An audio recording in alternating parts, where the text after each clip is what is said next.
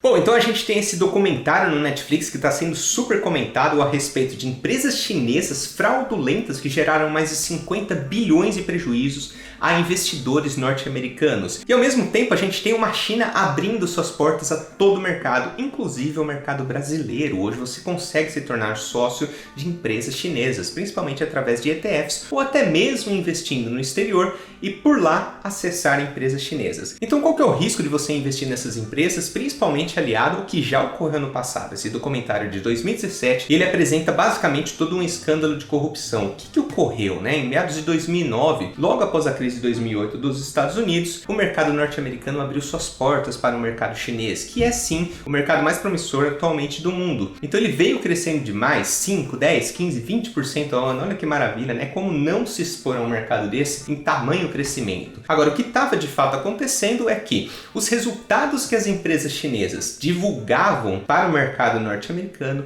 não eram lá muito precisos, não eram muito auditados, não eram muito verdadeiros. Portanto, imagina eu vir aqui para você e falo, ó, minha empresa está lucrando 10 milhões de reais por mês. Você quer investir aqui um precinho bacaninha? Pô, maravilha. Aí depois de 1, 2, 3, 4, 5 anos, eu já coloquei o seu dinheiro no meu bolso, porque você investiu na minha empresa, aí você vai constatar e aquele resultado não era real. Na verdade, minha empresa ela nem existia, era só eu aqui jogando FIFA o dia inteiro.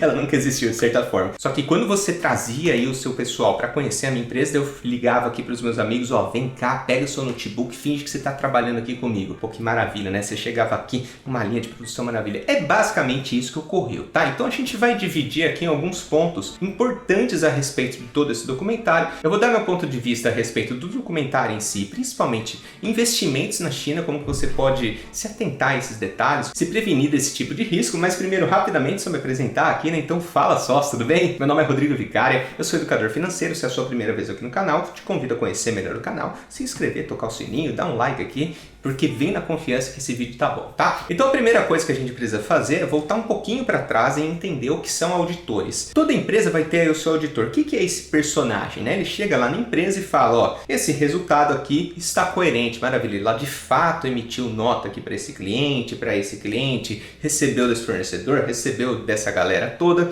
Então, os gastos dela e os recebimentos dela, ó, estão ok, essa empresa está redondinha. Agora, para assegurar que não exista nenhuma manipulação de resultados, o que as empresas fazem para melhorarem o seu nível de governança corporativa? Elas contratam auditores internos, ou seja, dentro da empresa, e externos. Por quê? Porque isso dificulta de fazer qualquer maracutaia, né? Então imagina eu chego aqui nos meus próprios auditores dentro da empresa e falo, ó, a gente precisa burlar esses resultados, ó, coloca uma graninha aqui no seu bolso, tá? Todo mundo sai ganhando e o mercado paga aqui a gente. O que você acha? Pô, show de bola. Agora quando eu chego no externo, aí fica mais difícil chegar lá no externo e combinar alguma coisa, principalmente porque são de vários lugares, né? Então fica mais complexo de eu armar um esquema. Só que sim, obviamente que existem auditores externos, ou seja, fora da empresa, que podem estar dentro de um esquema de corrupção. Só que existem 4 grandes auditores, também chamados de Big Four, que são os maiores auditores do mundo, né? Que seria a Deloitte, EY, KPMG e a PwC. Esses 4 são os tops do mundo inteiro, né? Eles têm presença internacional.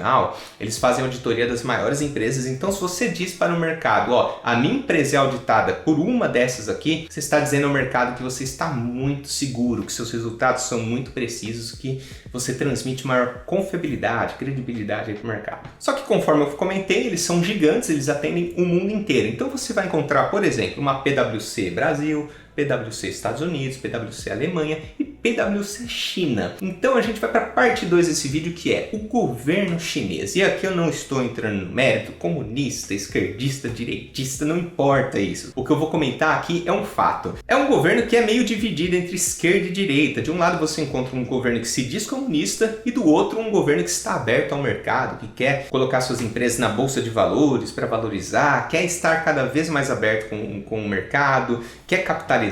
Então é meio a meio. Só que uma coisa é fato, né? É um governo que controla muito. Há quem diga que é ditatorial, há quem diga que não chega a ser ditatorial, mas no resumo da história eles controlam todas as informações. Então só para você ter uma ideia, não existe Google na China. Não existe Google, eles pesquisam pelo Baidu, é o sistema do governo chinês para você fazer todas as pesquisas. Por quê? O Google ele detém o que você está pesquisando. Ele sabe quais são seus gostos, quais são seus interesses, quais são seus desgostos. Ele sabe exatamente. Então o governo pensou, por que não a gente criar o nosso próprio sistema para a gente saber o que nossa população está pesquisando? Qual é o interesse da nossa população? E se eles pesquisarem, será que é legal viver nos Estados Unidos? A gente já vai lá e reprime a pessoa. Então, eles detêm a informação e eles são muito opressores, de certa forma. Você não tem liberdade de expressão na China. Isso é fato, você não tem. Toda a internet é controlada pelo governo, eles sabem todos os sites que você está entrando. A Tesla, recentemente, entrou na China, começou a espalhar os seus carros. Caso você não saiba, a Tesla tem um modelo de direção autônoma. O que seria isso? Ela coloca câmeras ao redor do carro,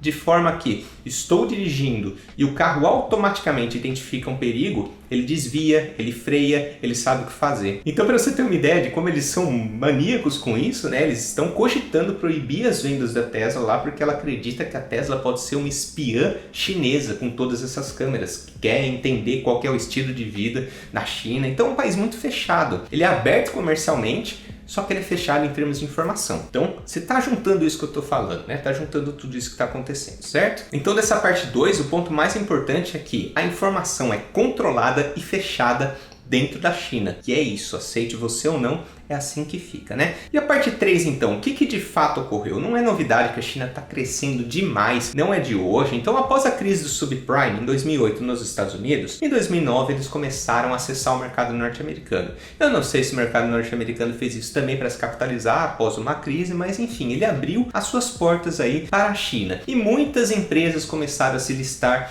lá nos Estados Unidos. Então, gestores de fundos, grandes instituições dos Estados Unidos e até mesmo pessoas físicas como a gente, eles começaram a ter acesso e investir em empresas chinesas. E quando você pegava os números, você via de um lado empresas dos Estados Unidos que acabaram de passar por uma crise, numa situação muito delicada, e do outro uma China crescendo 15%, 20%, empresas crescendo aí seus lucros 40%, 50%. Pô, maravilha, né? Maravilha. Que baita oportunidade. Não tinha como você não investir na China. Só que aí vale um lembrete que serve também para todas as empresas que a gente investe aqui no Brasil.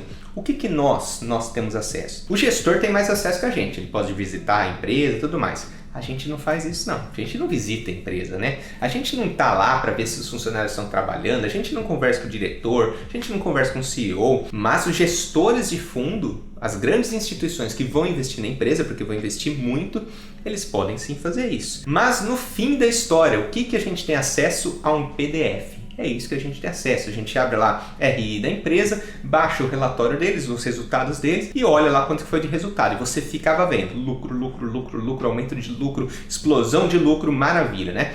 Os gestores já são um pouquinho mais sagazes, né? Então eles visitavam a empresa. Eles visitavam a empresa, chegavam lá, a empresa estava rodando, maquinário, ó, não parando solto, tava coisa linda, né? Só que, qual foi o grande problema, né? Eles começaram uma pesquisa, eles começaram de fato a investigar se essas empresas estavam de fato trazendo todo o resultado que elas estavam demonstrando. E nisso, primeira coisa que eles pensaram, vamos visitar a empresa? Vamos visitar a empresa. Beleza. Estava em produção massiva lá, maravilha, faz muito sentido. Ótimo. Só que quando eles saíam, eles deixaram algumas câmeras instaladas, né? Isso mostra inclusive no documentário, deixaram algumas câmeras instaladas que não tinha movimento nenhum. Eles chegaram lá pro porteiro de uma empresa, né, de uma grande empresa, tem essa passagem, né? E falaram, ó, a gente veio aqui para dar um brinde, né? Nós somos seguradores aqui da sua empresa, a gente veio aqui para dar um brinde para todos os funcionários. Vocês podem me informar somente quantos funcionários tem? No RI da empresa dizia que era acima de 40, 50 funcionários. Aí chegou lá,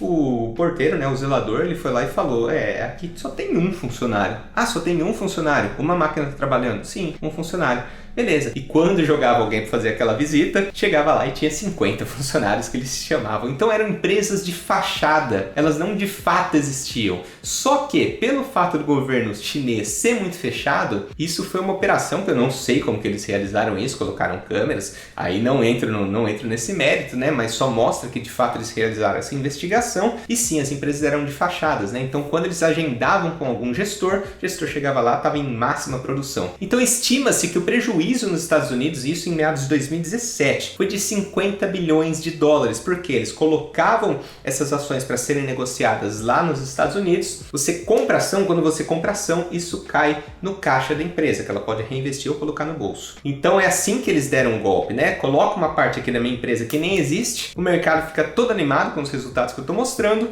e é isso, né? Eu coloco esse dinheiro no meu bolso e não preciso produzir nada. Aí você deve estar pensando, mas e as auditoras? Eles não são auditados pela PwC, EY, Deloitte e KPMG? Pois é, eles são, mas conforme a gente conversou aqui, existem empresas para cada país. Então imagina, olha o cenário ideal, né? Um país fechado chamado China, uma PwC, por exemplo, tá? Com funcionários chineses dentro do governo chinês. Ou seja, eles mandavam o que eles queriam para os Estados Unidos. Só que aí deixa um grande ponto, né? É óbvio que os Estados Unidos, né? Olha só o que está acontecendo, né? Em 2017, em pleno governo Trump, saiu um documentário anti-China. Você tem que, no mínimo, ficar de olhos abertos, né? Eu de fato não acredito que existam mocinhos e vilões aqui. Talvez todo mundo seja vilão. Por quê? Porque pode sim ter acontecido dos auditores dos Estados Unidos também terem participado de todo esse esquema, né? Eles não deixam essa opção no documentário, mas isso pode sim ter acontecido. Então não é todo mal assim 100% da China. É mal no geral, né? Para o investidor não importa de quem é a culpa. Para o investidor você perde dinheiro. Agora você, como investidor sagaz e uma pessoa de senso crítico, você tem que entender que pode ter sim existido uma parte chinesa e uma parte dos Estados Unidos. Nada impede disso ter acontecido. Então você pega justo no governo Trump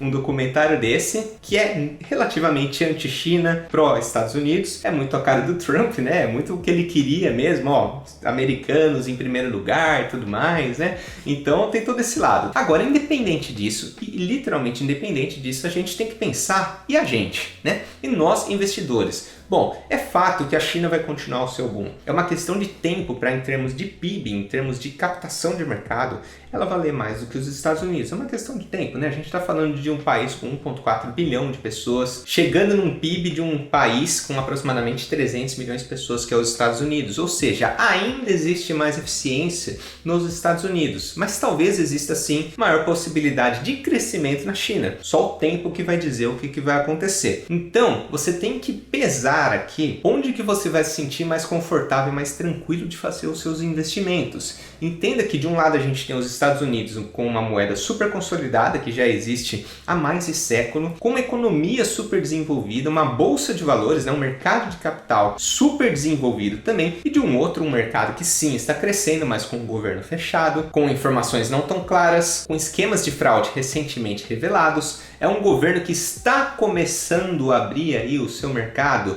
em termos de mercado de capitais, né, de bolsa de valores para o mundo inteiro agora, enquanto a gente tem a maior potência capitalista do mundo chamada Estados Unidos, que já tem o seu mercado aberto para o mundo inteiro há décadas.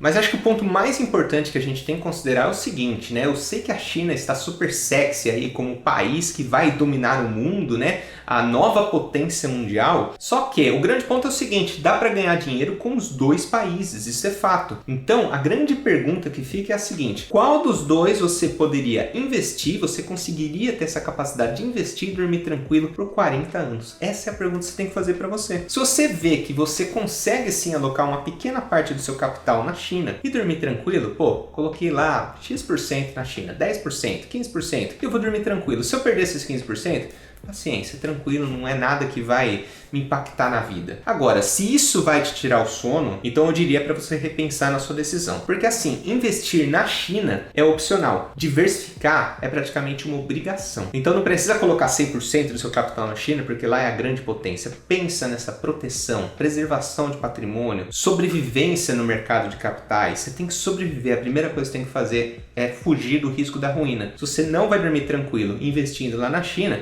não invista, não tem problema, você vai continuar fazendo uma grana boa, tá? Porque esses outros mercados, eles são muito bons. O mercado europeu, o mercado dos Estados Unidos, o mercado canadense, até o próprio mercado brasileiro, que tem o seu grande risco, que a gente bem conhece também. Mas enfim, existem muitos outros mercados que você pode proteger o seu capital, tá certo? Então, sócio, eu quero ouvir de você aqui. Você tem interesse em investir em empresas chinesas? Comenta aqui que eu realmente quero saber, tá bom? Sócio, muito obrigado pelo seu tempo e atenção disposta. Até o próximo vídeo.